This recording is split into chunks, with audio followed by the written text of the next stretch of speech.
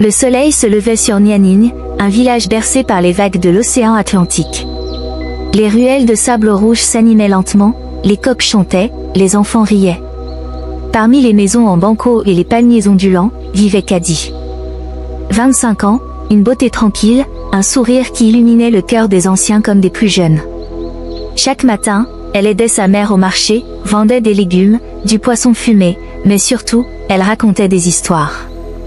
Des contes, des mythes, des leçons de vie transmises par les anciens. Enfant. Kadi, raconte-nous encore l'histoire du lion et du tamarinier. Kadi, voix douce. D'accord. Mais seulement si vous m'aidez à ranger les paniers d'abord. Le soir, elle retrouvait Mamadou, un jeune pêcheur au regard franc, sous leur baobab préféré. Ils parlaient d'avenir, de mariage, de paix, de rêves simples, mais grands. Mamadou. Un jour, Kadi, on aura notre propre pirogue. Et nos enfants apprendront à lire les étoiles, comme nos grands-pères. Kadi. Et moi je leur chanterai les chansons d'avant. Pour qu'ils n'oublient jamais qui ils sont. Mais la mer, parfois, charrie plus que des vagues. Elle apporte aussi le changement. Et parfois, la tempête. Le village de Nianing, si tranquille, allait être ébranlé par des forces bien plus grandes que celles de la mer. Un matin, un bruit étrange troubla la paix de Nianing. Un moteur gronda au loin, bien plus fort que le cri des oiseaux. Les villageois levèrent les yeux et virent un 4x4 brillant s'approcher, soulevant un nuage de poussière sur la route de sable. Ce n'était pas un visiteur ordinaire. Monsieur Diop, un homme d'affaires élégant, arriva dans le village avec de grands projets en tête. Des promesses de routes pavées, d'écoles modernes et de développement. Mais sous son sourire poli se cachait quelque chose. Villageois, curieux. Qui est cet homme? Il dit qu'il veut moderniser notre village. Il faut voir ça. Diop s'arrêta devant la place du marché. Son regard se posa immédiatement sur Kadi, l'âme pure, la beauté naturelle. Diop, souriant. Vous êtes la perle de ce village, mademoiselle Kadi. J'aimerais vous offrir une vie bien plus belle. La ville vous attend, tout comme le luxe et la modernité. Vous n'aurez plus à vivre avec ces tracas quotidiens. Kadi, hésitante, mais polie. Merci, monsieur Diop, mais je suis bien ici. Ma vie a un sens ici, avec ma famille et ma communauté. Il y avait quelque chose dans son regard, un éclat de séduction, mais aussi de danger. Kadi, fidèle à ses racines, refusa la proposition. Pourtant, une question flottait dans son esprit, et si la ville pouvait offrir quelque chose de plus, quelque chose de mieux? Le lendemain, une tempête éclata en mer. Les pêcheurs, dont Mamadou, partirent pour une dernière récolte avant le grand calme de la saison. Mais cette fois, la mer serait plus féroce que d'habitude. Kadi, inquiète. Maman, Mamadou n'est toujours pas revenu. La mer est en furie. La mère n'avait pas voulu de Mamadou cette nuit-là. Et Kadi se retrouva seule, son cœur brisé, ses rêves assombris. Dans sa douleur, Kadi se tourna vers monsieur Diop, qui revint peu de temps après. Il apportait réconfort, paroles douces, et une offre qui semblait à la fois réconfortante et irrésistible. La ville semblait soudain plus tentante. Diop, persuasif, calme. Laissez-moi vous aider, Kadi. Vous ne devez pas rester ici, seul et perdu. Laissez-moi vous offrir un nouveau départ. La souffrance de Kadi avait ouvert une porte, et elle hésitait. Un pas vers la ville, un pas vers l'inconnu. Les jours passèrent. Les vagues de la mer se calmaient, mais la douleur de Kadi, elle, ne disparaissait pas. Elle attendait, désespérée, espérant un retour de Mamadou. Chaque matin, elle se rendait sur la plage, son regard perdu à l'horizon, cherchant une silhouette familière. Mais le temps ne faisait que creuser le vide en elle. Mamadou n'était plus là. La mer avait pris son amour, et avec lui, une partie de son cœur. Kadi, à elle-même, murmure. Pourquoi, Mamadou? Pourquoi m'as-tu laissé seule ici? Monsieur Diop, voyant la détresse de Kadi, revint avec une proposition de plus en plus pressante. Cette fois, ce n'était plus seulement des paroles rassurantes, mais des gestes de soutien, et un monde d'opportunités. Diop, voix douce, persuasive. Caddy, je vois ta douleur. La ville t'offrira la chance de reconstruire ta vie. Oublie cette mère qui t'a tout pris. Loin d'ici, tout est possible. Laisse-moi t'emmener. L'invitation semblait si simple, si logique.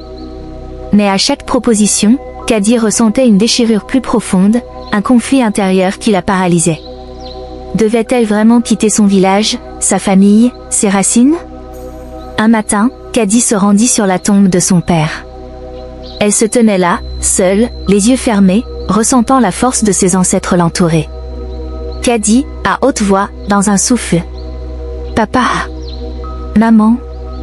Je ne sais plus quoi faire. » Là, dans le silence, elle se souvint des paroles de sa mère, des légendes racontées par les anciens. Les racines sont plus solides que les rêves lointains. Caddy, doucement, résolue. Je ne peux pas. Je ne peux pas fuir ma terre, ni les souvenirs.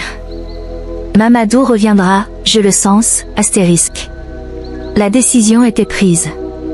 Caddy refusa une fois de plus l'offre de Monsieur Diop, rejetant l'appel de l'aventure, son cœur encore trop lié à Nianing. Mais cette décision ne fut pas sans conséquence.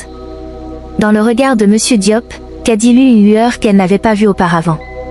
Ce n'était plus seulement de la déception, c'était de la colère, du mépris.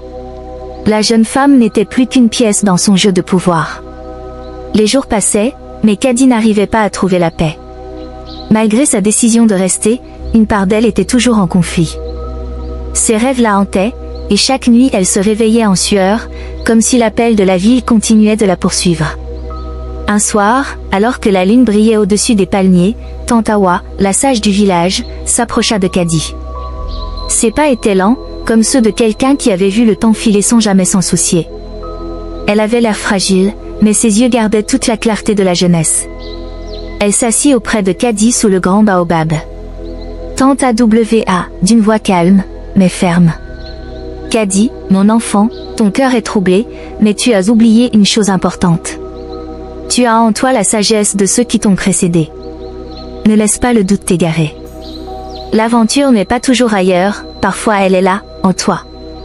Caddy, perdue, mais attentive. Tante Awa, je ne sais plus quoi penser.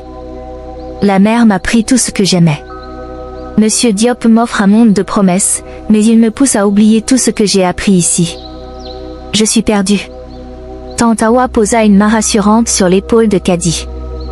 Tante Awa, souriante, rassurante. Tu n'es pas perdue, Caddy. Ce que tu cherches est en toi. Je veux te raconter une histoire, celle du voyage du héros. Les héros ne trouvent pas leur voie en suivant les chemins tracés par d'autres. Ils se trouvent dans le chaos, dans l'incertitude. C'est là que l'on grandit. Les mots de Tante Awa flottaient dans l'air comme des feuilles portées par le vent. Caddy ferma les yeux un instant, écoutant la sagesse de la vieille femme, sentant la vérité de ses paroles résonner profondément dans son âme. Tante Awa, avec conviction. Les héros doivent parfois faire face à leurs plus grandes peurs. Mais ce n'est que lorsqu'ils les affrontent qu'ils découvrent leur vrai pouvoir. Tu dois choisir, Caddy, rester dans le confort de ce que tu connais, ou t'aventurer vers l'inconnu pour te découvrir. La réponse n'est pas dans la ville, ni dans la mer. Elle est en toi. Caddy se leva lentement, les mots de Tante Awa résonnant dans son esprit comme un écho puissant. Elle savait que la vieille femme avait raison, mais la peur restait là, tapie dans l'ombre de ses pensées. Caddy, avec une nouvelle résolution, mais encore incertaine. Je vais y réfléchir, Tante Awa. Peut-être que le chemin que je cherche est celui que je n'ai pas encore osé emprunter. Caddy se sentit soudainement plus légère. Tante Awa lui avait offert un cadeau précieux, la possibilité de croire en elle-même, de voir au-delà de la douleur et des illusions. Mais la route restait incertaine. Et l'aventure, elle, n'était jamais bien loin. Le vent soufflait plus fort ce matin-là.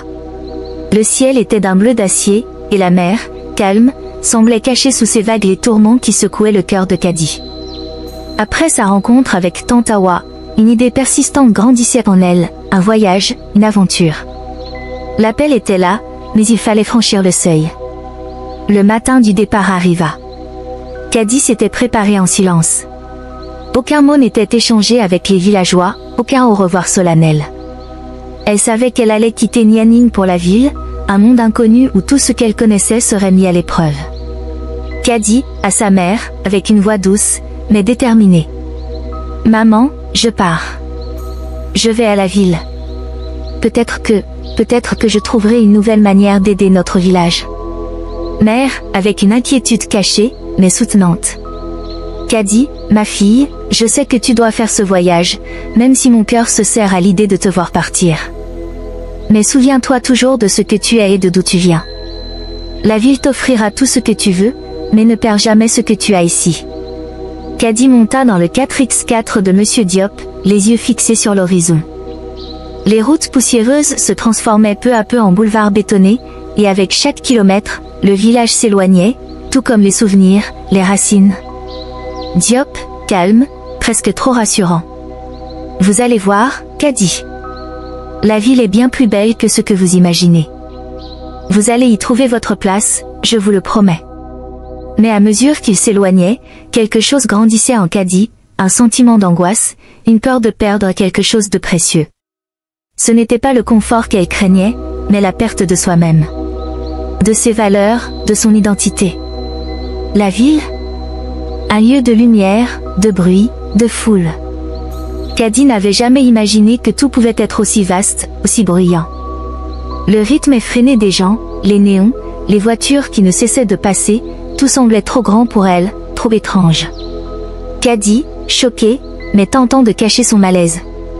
C'est incroyable, Monsieur Diop. Tout est tellement différent ici. Diop, souriant, indulgent. C'est le monde du futur, Caddy. Vous allez vous y habituer rapidement. Caddy se sentait perdue dans cette jungle de béton et de verre. Chaque bruit, chaque lumière l'assaillait comme une vague. Pourtant, elle se força à avancer, à voir ce qu'elle pourrait trouver dans ce monde étranger. Caddy, à elle-même, murmure, en voyant l'agitation autour d'elle. C'est tellement immense. Est-ce vraiment ce que je cherche? Est-ce que je vais m'y perdre? Mais alors qu'elle s'enfonçait plus loin dans la ville, l'appel intérieur de Caddy se fit plus fort. Ses racines l'attiraient encore, un souvenir lointain de la chaleur du sable sous ses pieds, des vagues bercées par le vent. Et quelque part, au fond d'elle, une certitude grandit, elle n'avait pas encore trouvé sa place. Ce n'était pas ici que l'aventure se terminerait. La ville, avec son rythme effréné, commençait à imprégner Caddy. Mais chaque nouveau jour l'éloignait un peu plus de ce qu'elle était, et pourtant, quelque chose en elle refusait de se laisser emporter. Un fil invisible la retenait encore dans ce monde qu'elle avait quitté.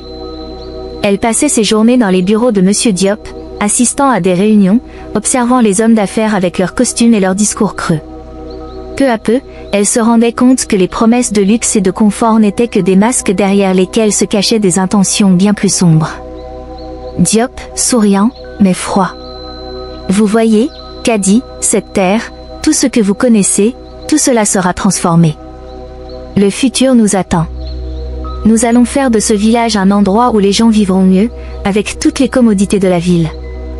Mais derrière les mots de Monsieur Diop, il y avait quelque chose qui la perturbait. Une promesse de modernité, oui, mais une modernité qui risquait de détruire ce qu'elle aimait par-dessus tout, la simplicité, les traditions, le lien avec la nature.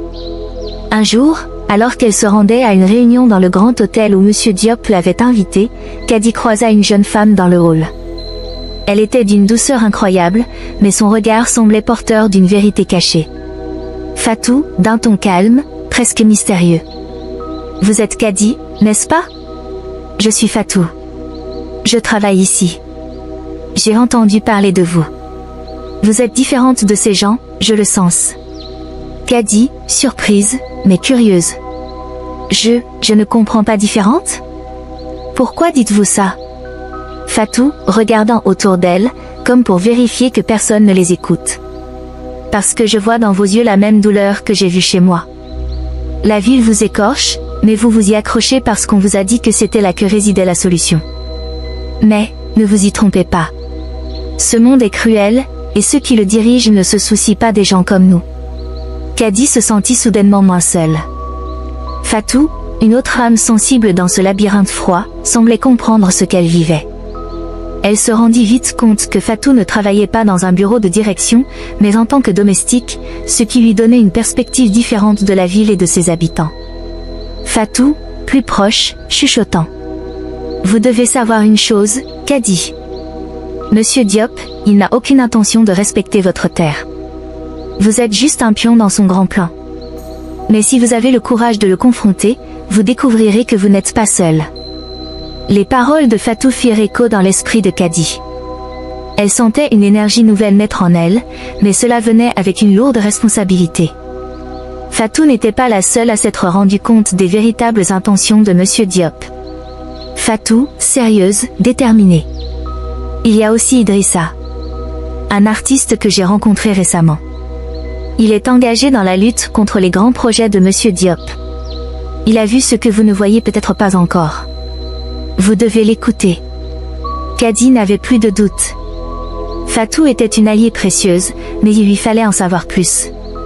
Plus elle comprenait les intentions de Monsieur Diop, plus elle savait que son voyage ne faisait que commencer. Les épreuves l'attendaient, mais elle n'était plus seule. Kadi, déterminée, après un moment de réflexion. Je vais voir Idrissa. Il faut que je sache la vérité. Je ne peux plus rester dans l'ombre. Kadi se rendit au studio d'Idrissa, un petit endroit plein de peintures et de sculptures inspirées de la culture africaine.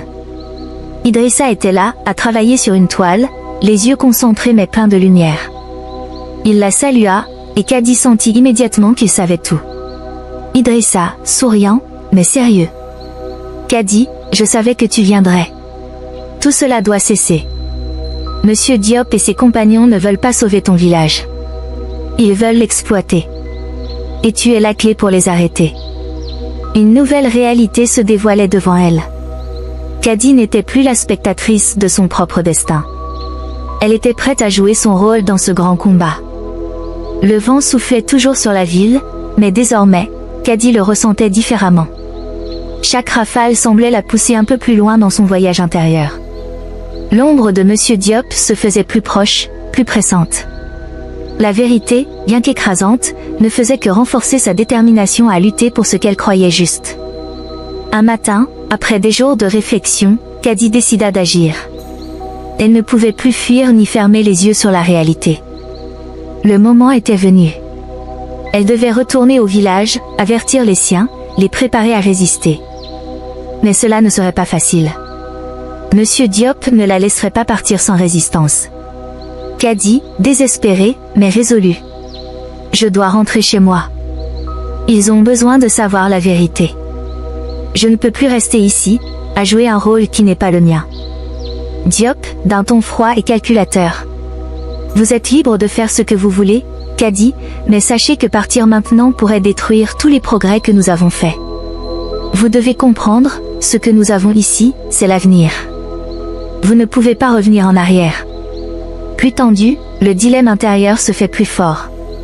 Les paroles de Monsieur Diop résonnaient dans la tête de Kadi, mais au fond de son cœur, une autre vérité éclatait. La ville n'était pas sa place.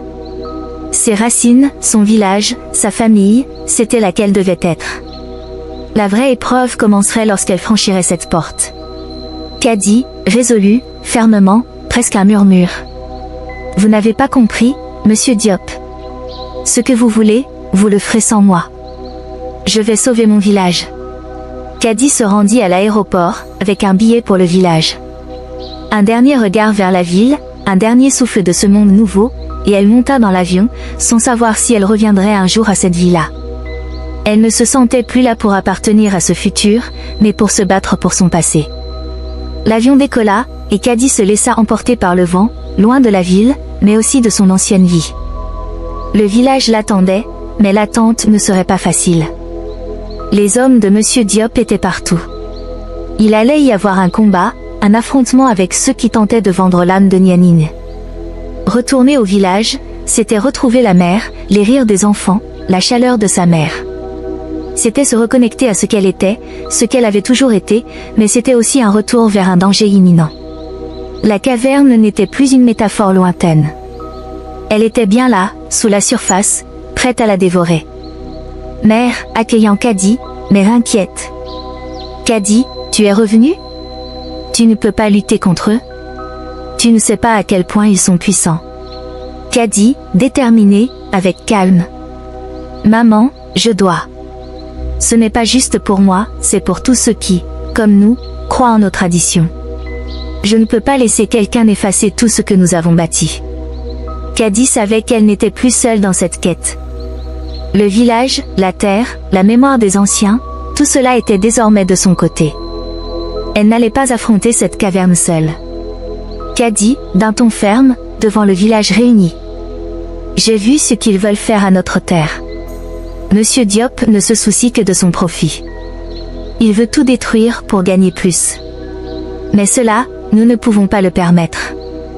Nous devons nous battre pour nos ancêtres, pour nos enfants, pour notre futur. Ensemble, nous pourrons arrêter ce projet. Le village écouta, dans un silence lourd. Les regards étaient tournés vers Caddy. Elle n'était plus la jeune fille qui enseignait aux enfants ou vendait des légumes au marché. Elle était devenue la voix du village, l'incarnation de leur résistance. Et derrière elle, les membres de la communauté s'étaient levés, prêts à tout. La nuit était tombée sur le village de Nianing, mais l'air était lourd de tension. Caddy savait que la véritable épreuve se présentait à elle. Monsieur Diop avait pris des mesures pour l'arrêter. Ces hommes étaient arrivés en nombre. La guerre pour l'âme du village était désormais inévitable. Caddy regardait la mer, les vagues battant la côte avec une violence silencieuse, comme si elle comprenait la lutte à venir. Le village, les ancêtres, tout ce qu'elle avait toujours aimé, allait être mis à l'épreuve. Mais elle était prête. Ce n'était plus un simple combat pour la terre, c'était un combat pour l'identité, pour la dignité. Caddy, d'un ton calme mais ferme, s'adressant à la communauté. Nous avons tout à perdre, et c'est pourquoi nous allons tout donner. Nous devons empêcher ce projet de détruire notre héritage, nos traditions. Ensemble, nous sommes plus forts que leurs menaces. Les habitants se rassemblèrent, unis sous le leadership de Caddy. Ils n'étaient pas armés, mais leur force résidait dans leur unité, dans l'amour qu'ils portaient à leur terre. Ils se préparaient à l'affrontement, non pas avec des armes, mais avec leur résistance. Fatou, sérieuse, inquiète, se rapprochant de Caddy. Caddy, fais attention. Monsieur Diop est plus rusé que tu ne le crois. Il a des alliés, et il ne reculera devant rien. Ils viendront ici, et ils ne te feront aucun cadeau. Caddy, d'un ton déterminé. Je le sais, Fatou. Mais ce que je sais aussi, c'est que je ne serai pas seule. Le village est avec moi, et tant que nous serons unis, rien ne pourra nous arrêter. Alors que la nuit s'installait, les premiers bruits de l'assaut se firent entendre. Monsieur Diop avait envoyé ses hommes pour forcer la main au village. C'était maintenant ou jamais. Caddy se tenait prête, sachant qu'il n'y avait pas de retour en arrière. Diop, à distance, mais audible, menaçant. Vous avez fait une grave erreur, Caddy. Ce village est maintenant sous ma propriété. Il est trop tard pour changer quoi que ce soit. Vous feriez bien de revenir avec moi, avant que les choses ne dégénèrent. Les mots de Monsieur Diop frappèrent comme une cloche de guerre. Mais Caddy ne se laissa pas intimider. Elle savait que la seule chance de sauver le village était d'affronter cet homme avec toute la force qu'elle avait accumulée au fil de son voyage. Caddy, s'ouvrant au village, avec une autorité calme. Ne reculez pas. Aujourd'hui, c'est notre avenir qui se joue. C'est notre terre. Ils veulent nous voler ce qui nous appartient, mais ensemble, nous allons leur montrer qu'ils ne réussiront pas. Nous devons défendre ce qui est juste. Le village se leva en masse, avec Caddy à leur tête. Les hommes de Diop avançaient, mais ils n'avaient pas prévu la résistance de cette petite communauté soudée. Ce n'était pas un simple affrontement physique, c'était un duel de valeurs, de culture. Les habitants du village se tenaient prêts à défendre leur dignité, à donner leur voix face à l'oppression. Diop crie, furieux. Vous êtes tous des fous. Vous ne comprenez pas ce que vous perdez. Vous êtes de simples villageois. Vous n'avez aucune chance. Caddy, calme, mais ferme. C'est vous qui ne comprenez rien, Diop. Nous avons tout ce dont nous avons besoin. La terre, la mer, nos ancêtres. Vous ne pouvez pas nous voler ce qui est déjà à nous. Aujourd'hui, nous faisons front. Et nous gagnerons. Dans ce moment d'intensité, la bataille prenait une tournure inattendue. Ce n'était plus une simple lutte pour la terre, mais une lutte pour l'âme même du village, pour leur survie en tant que peuple. Cadie se battait pour l'avenir de son village, mais aussi pour la mémoire de ceux qui étaient venus avant elle. Dans l'affrontement, il n'y avait pas que des corps qui se battaient. C'était aussi une bataille d'esprit. La confrontation entre la vision de Monsieur Diop, qui voyait la terre comme un simple bien à exploiter, et la vision de Cadie, qui voyait la terre comme un héritage à protéger. Cadie, avec émotion, face aux hommes de Diop. Vous croyez que vous pouvez acheter tout, même nos rêves, nos espoirs. Mais ce que vous ne comprenez pas, c'est que vous ne pouvez pas acheter ce qui est dans nos cœurs. Vous perdez cette bataille aujourd'hui. La bataille fut longue, mais le village n'avait pas cédé. Ensemble, ils avaient résisté aux assauts de Monsieur Diop et de ses hommes. Et à l'aube, quand la lumière du jour perça les nuages sombres, ils surent que la victoire leur appartenait. Le village avait survécu, et leurs ancêtres souriaient dans les vents du matin. Cadie se tenait au sommet d'une petite colline, regardant le village qui respirait à nouveau. La lutte était terminée. Monsieur Diop, après avoir tenté de faire appel à la force, avait été contraint de se retirer, humilié. Mais la victoire de Cadie et du village ne se mesurait pas uniquement en termes de pouvoir, mais en termes de respect, d'identité retrouvée. Cadie, parlant aux villageois, avec une profonde gratitude. Ce que nous avons fait ici, ce n'est pas juste une victoire contre un homme ou un projet. C'est une victoire pour notre culture, pour nos racines, pour nos enfants. Nous avons prouvé que l'unité peut repousser les plus grandes menaces. Les villageois se rassemblèrent, ils ne criaient pas de joie, mais leur cœur était rempli de fierté. Ils avaient survécu à l'adversité, non seulement grâce à leur courage, mais aussi grâce à l'esprit de Cadie, leur guide. Un guide qui avait su leur rappeler qui ils étaient, et pourquoi ils devaient se battre. Fatou, s'approchant de Cadie, souriante, émue. Tu l'as fait, Cadie. Tu as mené le village à la victoire. C'était incroyable. Je n'aurais jamais cru qu'une telle chose était possible. Cadie, avec un sourire sincère, mais modeste. Ce n'était pas moi seul, Fatou. Ce village a prouvé sa force. C'est grâce à eux, à tous ceux qui ont cru en nous, que nous avons gagné. Mais ce n'est que le début. Nous devons reconstruire, retrouver notre vie d'avant, et préserver ce qui nous reste. Cadie savait que la route ne serait pas facile. Le combat qu'ils avaient mené avait été gagné, mais il y en aurait d'autres. Des batailles invisibles, qui se joueraient dans les cœurs et les esprits. La véritable récompense, ce n'était pas la victoire immédiate, mais la possibilité d'écrire un futur où leur culture serait toujours préservée, vivante. Mamadou, apparaissant à l'horizon, marchant lentement vers Cadie. Cadie, je suis revenu. Je t'ai cherché partout. Je suis désolé pour tout ce qui t'est arrivé, mais tu as été plus forte que tout. Cadie, les larmes aux yeux, mais sourire radieux.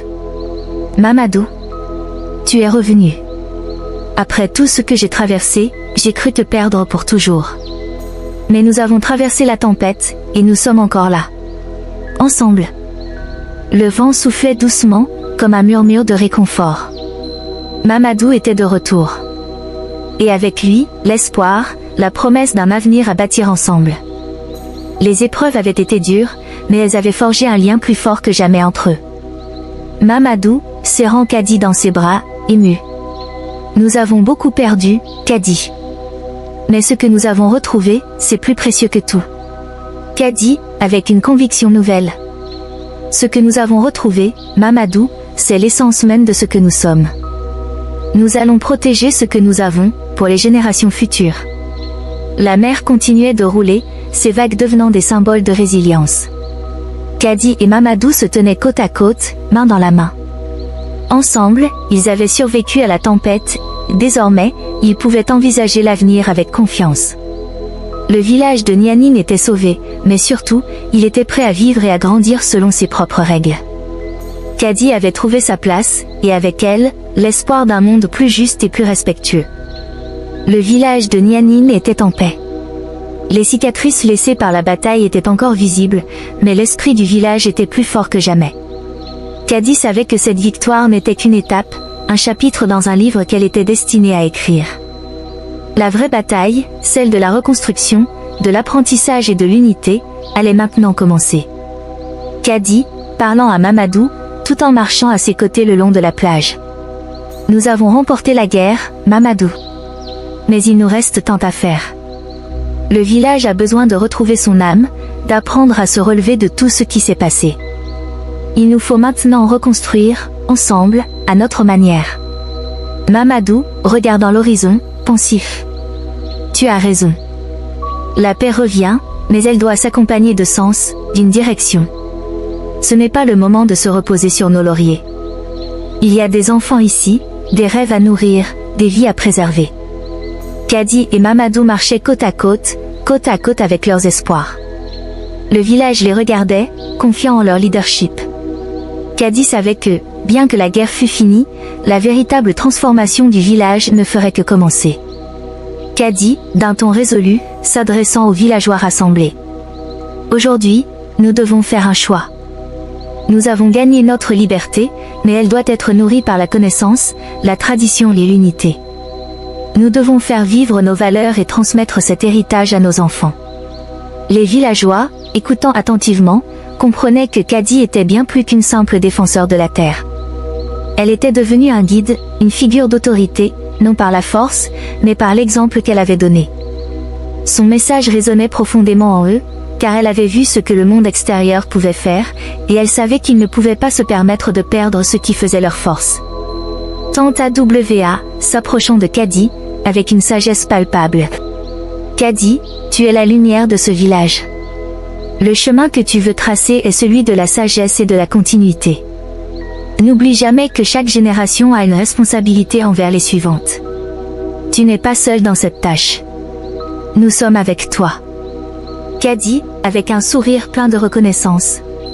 Tantawa, tu m'as montré le chemin quand j'étais perdu.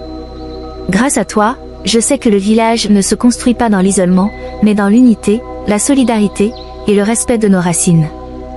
Le vent soufflait doucement sur les habitations en terre battue du village. Les enfants jouaient sous les regards attentifs de leurs parents. Nianing était toujours petit, mais plus fort que jamais. Grâce à Kadi, le village avait trouvé son équilibre. Ce n'était pas une fin, mais un début. Un nouveau départ. Kadi, auprès des enfants, leur parlant avec une autorité douce. Vous êtes l'avenir, vous êtes la force de ce village. Jamais vous ne devez oublier d'où vous venez. Ne laissez jamais les autres vous dire que votre culture n'a pas de valeur. Elle est la clé de notre identité. Les enfants l'écoutaient attentivement, les yeux brillants d'une lueur nouvelle. Ils étaient les héritiers de cet héritage ancestral, et Kadi leur avait montré qu'ils avaient un rôle à jouer. Le village, désormais dirigé par la sagesse des anciens et la passion des jeunes, s'apprêtait à écrire son histoire. Mamadou, s'adressant à Kadi, avec une conviction partagée. Ce que tu fais, Kadi, c'est bien plus que restaurer un village. Tu es en train de redonner à cette communauté sa voix, sa dignité. Et ensemble, nous allons la porter plus loin. Kadi regarda autour d'elle. Le village était son lieu, son cœur battait pour lui. Elle avait pris le chemin du retour, mais ce chemin n'était pas celui du passé. Il était celui de la renaissance, de la continuité, où les ancêtres guidaient les vivants, et où chaque génération était porteuse d'une flamme qu'elle devait transmettre. Kadi, avec un sourire doux, plein de sérénité. Ce village n'est pas juste un endroit. C'est une famille. Et ensemble, nous avons l'avenir entre nos mains. Et ainsi, Kadi choisit de rester à Nianing, là où ses racines étaient ancrées profondément dans la terre, là où sa voix trouvait écho dans le cœur de chaque villageois. Son combat était terminé, mais son voyage était loin d'être fini. Elle avait trouvé sa place, non pas dans la lutte contre le monde extérieur, mais dans la préservation de ce qui faisait d'elle une guerrière. Et le village, fort de sa résilience, était prêt à poursuivre sa route. Kadi avait traversé bien des épreuves. D'abord, la perte de Mamadou, la tentation du monde extérieur, puis la bataille pour sauver son village. Chaque moment avait été un test, une épreuve qu'il avait forgée. Et aujourd'hui, elle n'était plus simplement la jeune femme du village. Elle était devenue le symbole de la résilience et de la sagesse, une leader respectée de tous. Kadi, s'adressant à un groupe de villageois, avec une autorité naturelle et bienveillante. La paix est revenue, mais notre travail ne s'arrête pas ici. Nous avons montré ce que nous valons, mais maintenant, il nous faut élever notre village encore plus haut. Nous devons bâtir un avenir meilleur pour nous tous, pour nos enfants. Caddy parlait avec une conviction nouvelle. Elle avait évolué, transformée par les épreuves qu'elle avait traversées. Elle n'était plus seulement la femme fragile qu'elle était avant, mais une leader intérieure, une guide pour le village. Son combat avait forgé son âme, et chaque parole qu'elle prononçait portait la sagesse des ancêtres et l'espoir des générations futures. Mamadou, près de Caddy, observant la scène, admiratif. Tu as changé, Caddy. Ce que tu fais maintenant, ce n'est pas juste diriger. C'est guider, inspirer. Tu es devenu un phare pour tous ici. Caddy, réfléchissant, mais avec une force tranquille. Je n'ai pas choisi d'être un modèle, Mamadou. J'ai juste suivi ce que mon cœur me disait. Mais maintenant que je vois ces visages autour de moi, je sais que je ne peux plus reculer. Le village a besoin de nous tous.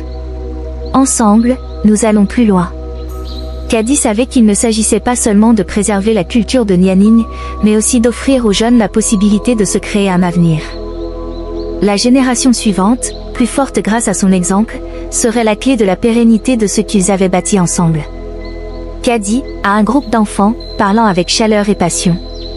Vous êtes l'avenir de ce village, de cette terre. Vous avez la chance de vivre ici, dans un endroit riche de traditions.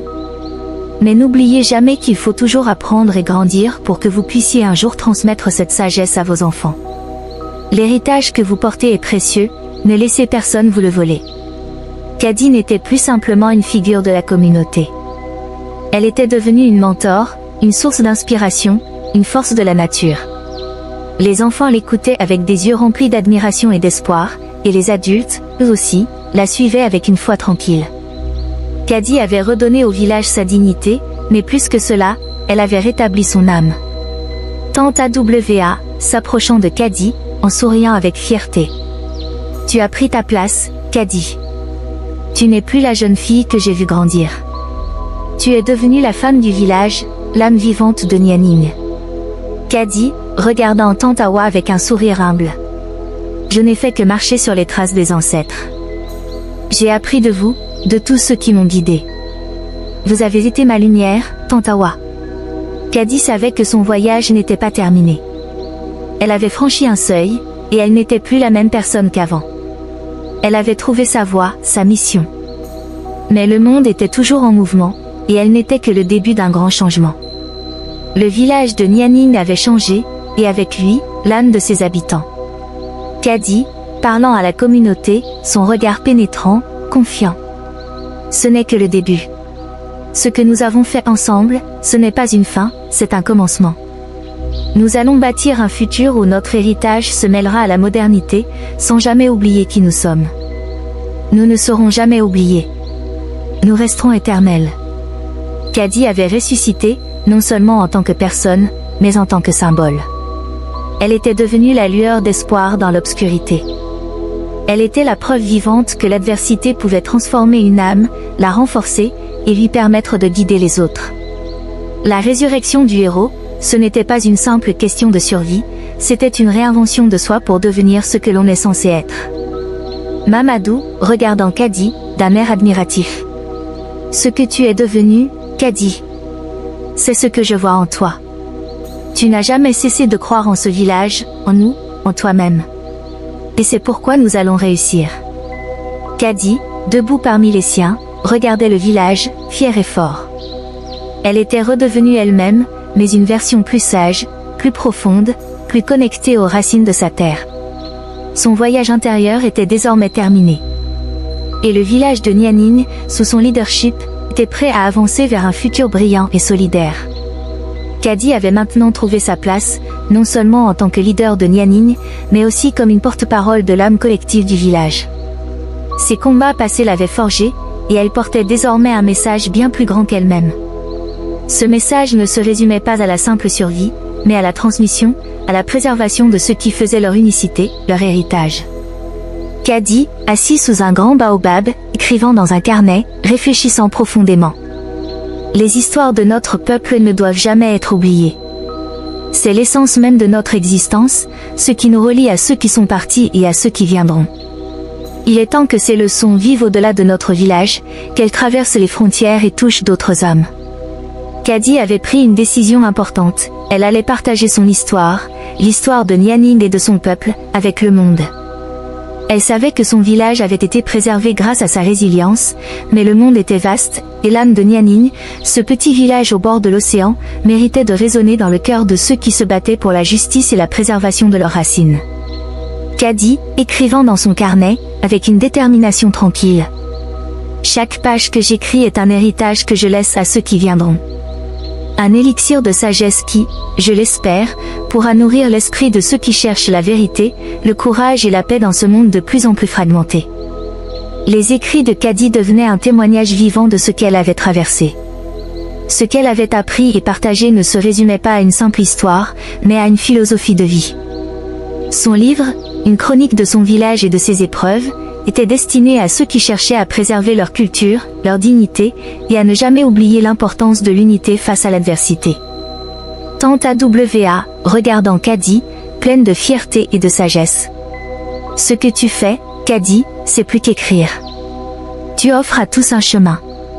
Tes mots, ton expérience, tout cela est un élixir pour ceux qui en ont besoin. Nous avons tous un héritage, mais il faut parfois des héros pour le préserver et le transmettre. Kadi, avec un sourire plein de gratitude, levant les yeux de son carnet. Je n'ai rien fait d'autre que ce que j'avais à faire. Je suis la somme de ce village, de ses ancêtres, de leurs sacrifices. Et maintenant, je laisse ces mots porter cette lumière. Le livre de Kadi n'était pas qu'un simple recueil d'événements, mais une réflexion profonde sur la vie, la famille, la tradition et le courage. Chaque chapitre était une invitation à la réflexion, une invitation à se connecter à son passé pour mieux avancer vers l'avenir. Mais plus encore, c'était une déclaration de foi en l'humanité et en l'esprit communautaire. Kadi, parlant à Mamadou, assis près d'elle, avec un regard apaisé. Ce livre est un élixir, comme Tante Awa le disait. Il n'appartient pas qu'à moi, mais à tous ceux qui croient en l'importance de nos racines. Peut-être que mes mots, mes pensées, pourront un jour aider ceux qui se battent pour préserver ce qu'ils sont. Qu'ils comprennent que la vraie richesse ne réside pas dans les biens matériels, mais dans ce qui se transmet à travers les générations. Mamadou, avec une admiration évidente, la voix pleine d'émotion. Tu n'as pas seulement sauvé notre village, Kadi. Tu as sauvé une partie de nous tous. Ce livre que tu écris, il est bien plus que des mots. C'est un lien. Un lien entre ce que nous étions, ce que nous sommes, et ce que nous serons. Kadi savait que, grâce à son livre, un nouveau cycle se créerait. Elle avait posé l'élixir entre ses mains, un remède qui transcenderait les générations et les frontières.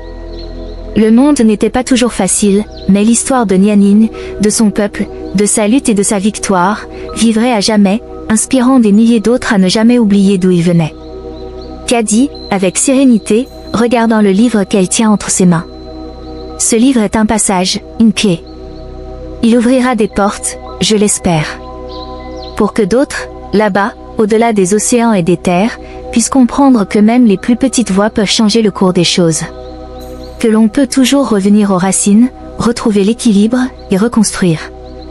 Le voyage de Kadi était désormais terminé. Elle avait traversé l'adversité, trouvé son équilibre, et offert au monde l'un des plus précieux des trésors, la connaissance, la force intérieure et la sagesse.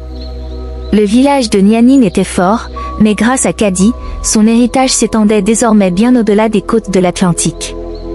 Kadi, auprès des villageois, avec un sourire apaisé, adressant à chacun un regard rempli de gratitude. Et vous, vous porterez cette lumière, à votre tour, pour les générations à venir. Vous êtes l'âme de ce village. Vous êtes le gardien de notre histoire. Les larmes de Kadi avaient nourri cette terre, mais ses écrits, ses paroles, allaient maintenant nourrir l'âme de bien d'autres.